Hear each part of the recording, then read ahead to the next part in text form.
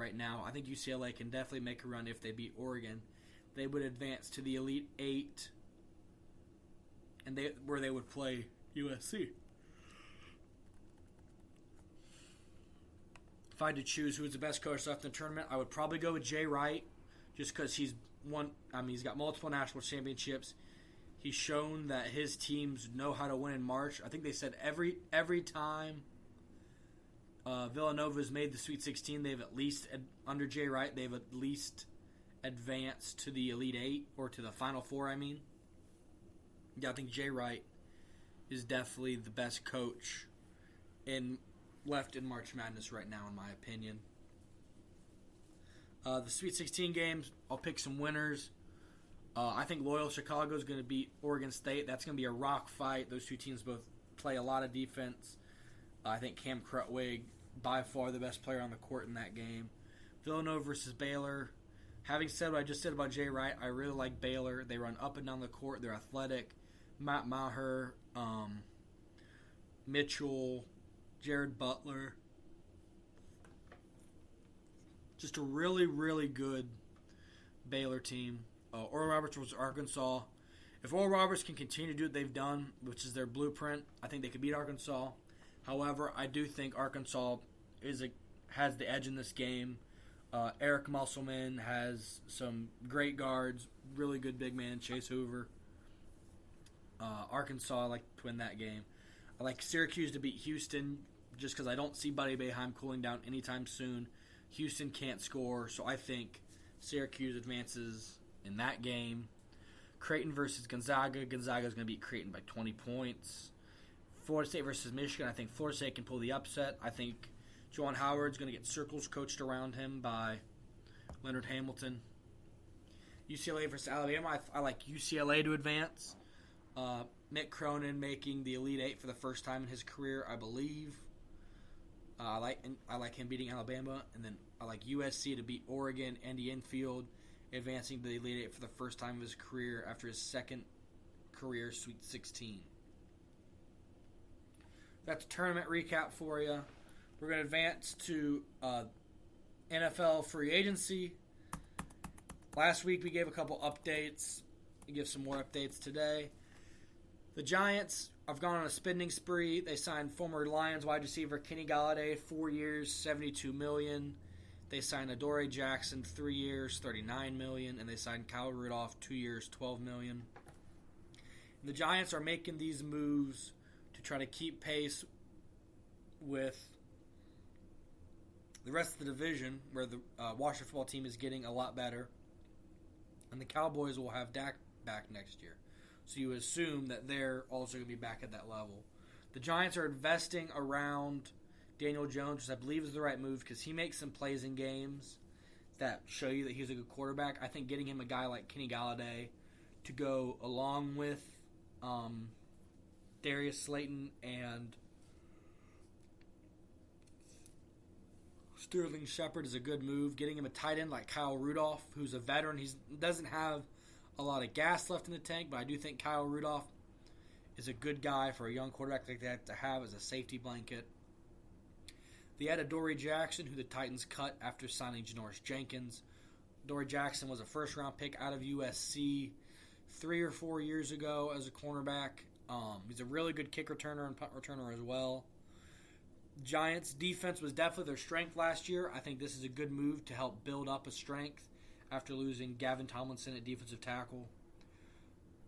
They also have draft picks this year. I think the Giants, Dave Gettleman is a tough guy to trust when building a team, but he did build a Super Bowl team in Carolina, team that made the Super Bowl.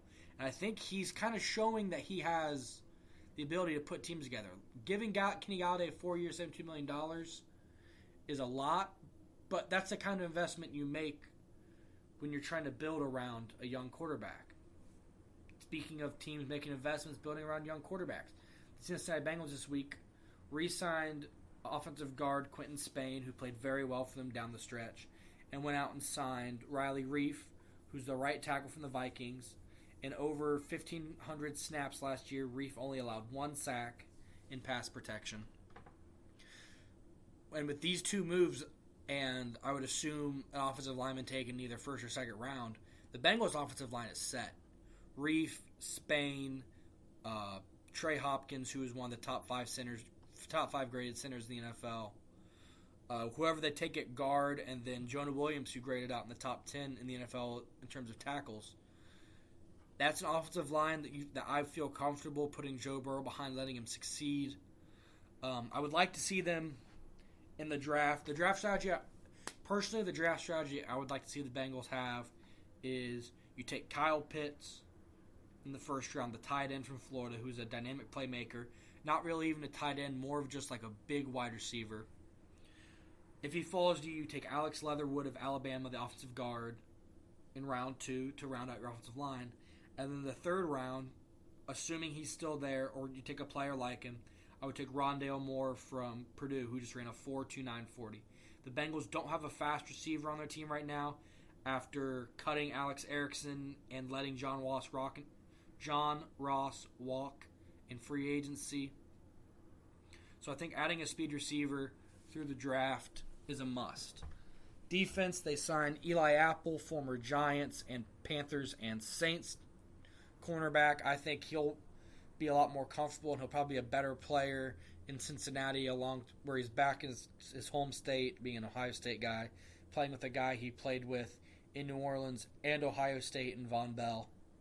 And they signed Larry Ogunjobi from the Browns, who I have the exact same opinion of them signing Mike Hilton from the Steelers. Anytime you sign a good guy from a division team, it makes you better while making them worse, and that is the overall idea of how to compete in a division.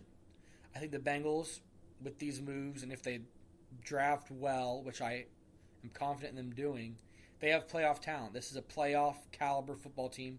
Whether they make it or not depends on how the coaching does. Zach Taylor has kind of bailed himself out back at the end of back-to-back years, which Marvin Lewis did forever, which terrifies me. You hope the defense takes that next step with Lou Anamaro. It's been awful. You have a new offensive line coach. Hopefully brings more stability to the offensive line, but the talent is there for this to be a playoff team in Cincinnati. One of the guys they lose, William Jackson, signs with the Washington football team. They add to a secondary that doesn't need to be great because it's playing behind a great pass rush and defensive line.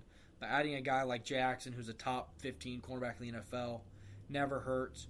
They had Curtis Samuel from the Panthers to the offense. He fits in great there. He was drafted by Ron Rivera when Ron Rivera was in Carolina.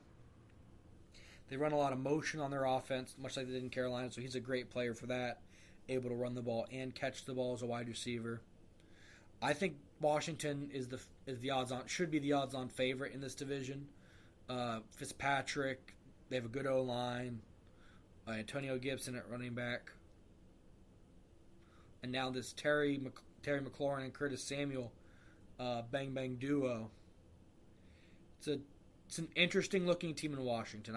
I wouldn't hate putting a future bet on them to win the Super Bowl.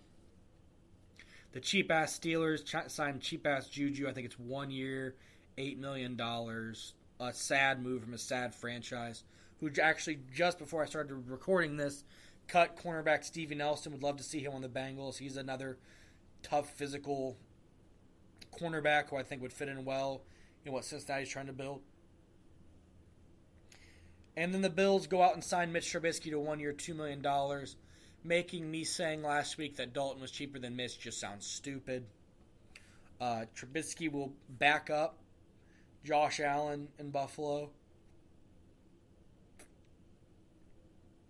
And I think he becomes immediately one of the more reliable backups in football, much like Dalton was last year, as he's a guy who has proven he can come into games and win games. If Josh Allen gets hurt, especially with the talent they have there. I love that signing by the Bills. I love that signing for Trubisky, because he can come in a couple games at the end of the year when the Bills have everything pretty much locked up, and he can come in, play a couple good games against a bad Patriots team or a bad Jets team, and get another shot at a starting job in the NFL. That's how short-term memories are. Top 5 things from this week that I saw, that I made the observation of. Number 5, Cam Krutwig for Loyola Chicago is an absolutely incredible person to watch play basketball and just watch exist. He looks like the Hunchback of Notre Dame, and he's this big German goon looking guy. He looks like a pro wrestler. That's what he's built like. He looks out of shape. But then you watch him play, and he is going toe-to-toe with Kofi Cockburn, who is one of the best centers in college basketball, maybe the best center in college basketball.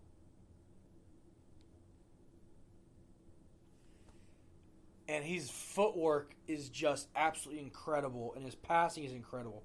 And he's stealing the ball in the open court from Ayo Dosunmu from Illinois, who's one of the best guards in college basketball. I mean, he is doing absolutely everything that you want a big man like that to do at the college level. He was the starting center on the team when they won the national championship, or when they went to the Final Four several years ago. Cam Krutwig, absolutely incredible to watch. Can't wait to see what he does against Oregon State. I think he's going to have a hell of a game. They don't have anybody that can match up with him down low.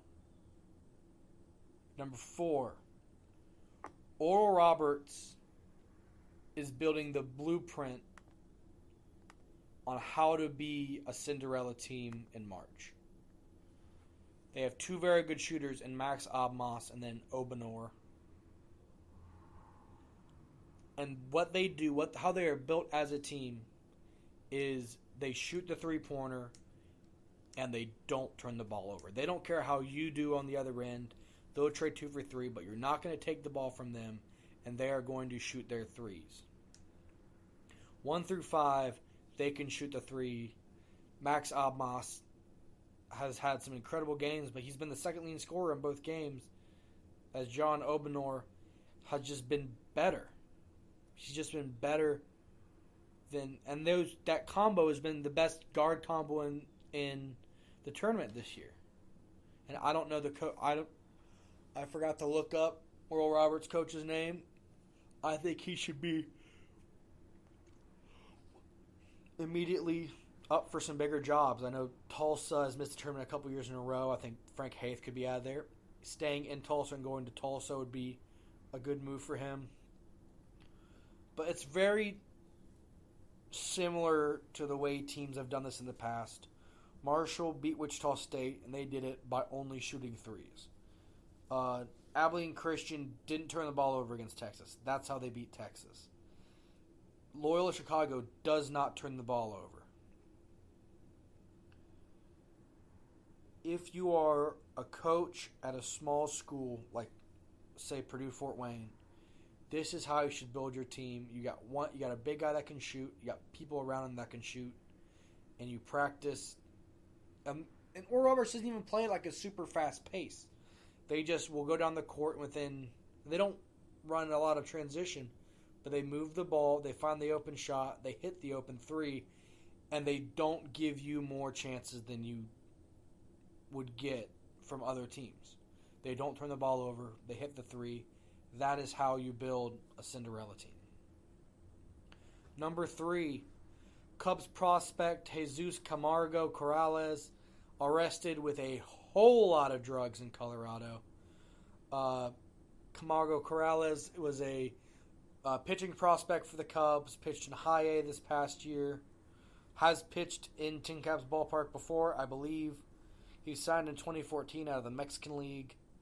He was arrested in Colorado with a Cubs team duffel bag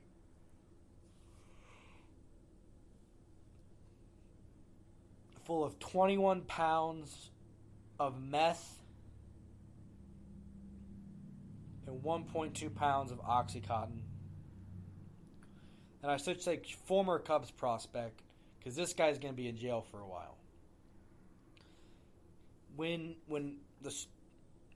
reading up on the story, when he was arrested, the cops looked in the bag